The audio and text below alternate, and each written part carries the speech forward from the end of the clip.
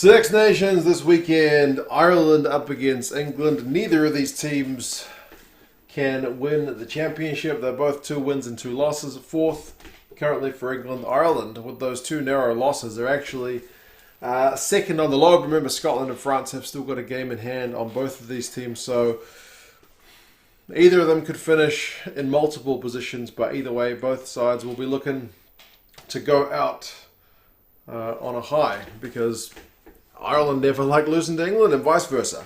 I'll go through the squads. I'll put those in the description so you guys can check them out as well. Also some of the key stats, the recent results, and predictions and whatnot. You guys can let me know your thoughts on how you reckon it's going to go. Matthew Raynell's the ref. It's on at 4:45 on Saturday over in Dublin, which makes it 5:45 over here in New Zealand, which is not too bad in terms of your early wake-up call. Hopefully the ref is not a big talking point. We've seen a French ref certainly getting involved in that last game last week with anyway, we won't go there. Sticking your heads into the play to get a better view than the TMO. Ireland have had to make a few changes, some of them injury enforced, and some of them just seems like a little bit of rotation from Andy Farrell. Kilcoyne and Healy swap. So Kilcoyne gets a start this week. Healy's on the bench. Rob Herring and Tadhg Furlong continue on 2 and 3. Iain, Henderson and Tadhg Beirne are the second row. Beirne's had to move into the second row from blindside to replace James Ryan, who is out injured.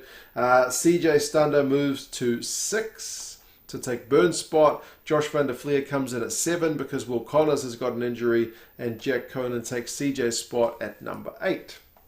So there's only 3 guys who have got the same jersey number on their back as last week. Conor Murray and Jamison Gibson Park swap in the number 9 jersey. So it's that familiar Murray and Sexton duo in 9-10. Sexton still captain at fly half. Archie, interestingly, comes into the squad because Gary Ringrose is injured. So Henshaw switches to 13. Archie gets his first crack of the season, if I'm correct. I don't think he's played any games yet. So changes galore, and there's more changes as well because Stockdale's come in for James Lowe on that left wing, Earls on the right wing, and Keenan stays at 15. I think Lowe's just been dropped. He's not had his best Six Nations, it must be said. But that being said, I remember Stockdale was the guy copping a heap of criticism not that long ago, so now it's James Lowe's turn. Everyone's been calling for Stockdale to return since James Lowe's not been having his best shifts.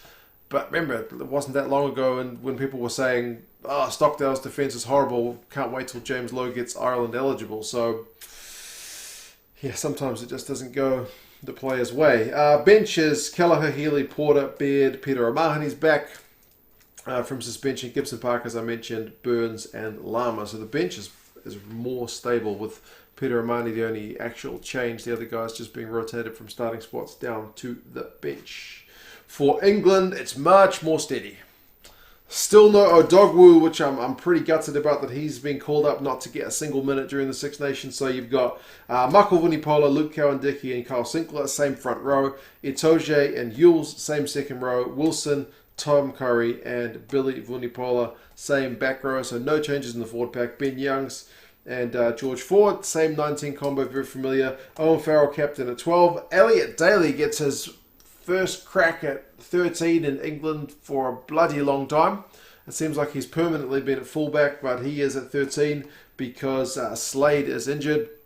That means Marchant comes onto the bench as well. Johnny May, Anthony Watson are your wingers, and Max Malins is there at fullback. George, Genge, Stewart, Hill, Earl, Robson, Lawrence, and as I mentioned, Marchant make up the bench. So you don't have to make a whole lot of changes to your notes when you're putting England's side down with Eddie in charge at the moment. I think a lot of us would have liked to have seen a bit more variation, but it's hard for me to question the man who gets his team to a World Cup final and gave my team a bit of a hiding in a semi.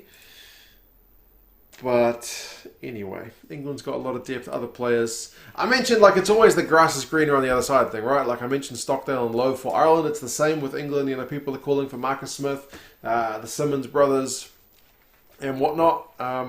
It's always hard because the guys who are not playing always seem inevitably better than the guys who are playing, especially if those guys are losing. But yep, both sides are 2-2. One of them will finish with a winning record in all likelihood.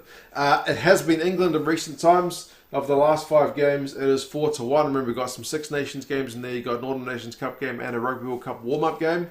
The average score across these 5 games is 29 points to 14, so relatively comprehensive to England in recent times. But remember, one of those was a big blowout. I think that was the Rugby World Cup warm-up game. So, yeah, the one win for Ireland in the last 5 was that all-conquering 2018 Irish team.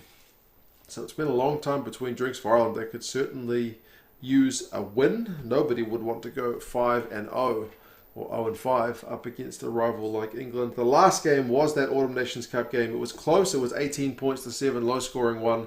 That was at Twickenham. The last game in Dublin was that 2019 game. Start of the Six Nations, 32 points to 20 in Dublin. I remember that one because Ireland were coming off that really hot 2018 year, and England a pretty poor 2018.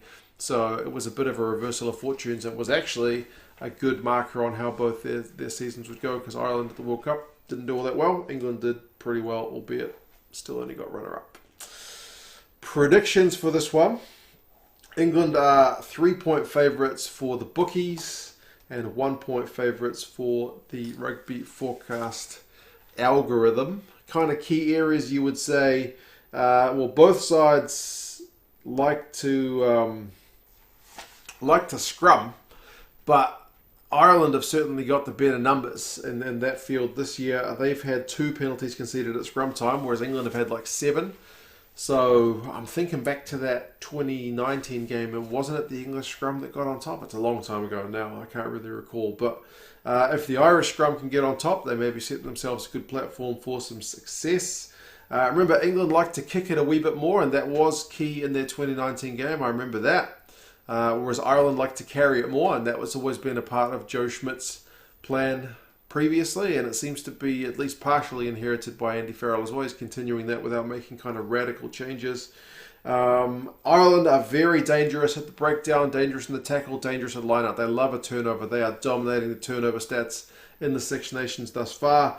CJ Stander, Tadhg Beirne and Ian Henderson are your top 3 guys in terms of winning turnovers this year. So they will be all over the English if they give them a chance. But remember, England, in terms of dominant tackles, you got Curry, you got Tadhg. These are 2 of your biggest guys, number 1 and number 2 in the Six Nations. I think they're first equal, actually, same number of dominant tackles. So if Ireland do like to carry and they're just going to break down on that English defence, it could be a long day at the office for them as well. They'll need to show a bit of creativity, you would think, because I remember that Autumn Nations Cup game, and I think Ireland just kept battering against that English brick wall. But anyway, it's a new year, it's a new game. We will see which side gets on top. You guys let me know your thoughts on this one. Do you think England away from home on the back of that good win from Twickenham last week over France? Or do you think Ireland can kind of buck this trend of 4 losses in a row to pick up a win? Remember, they have only lost their 2 games very narrowly, so Ireland have not been too far away. Anyway, you guys let me know your thoughts. I'll talk to you again soon. See you later.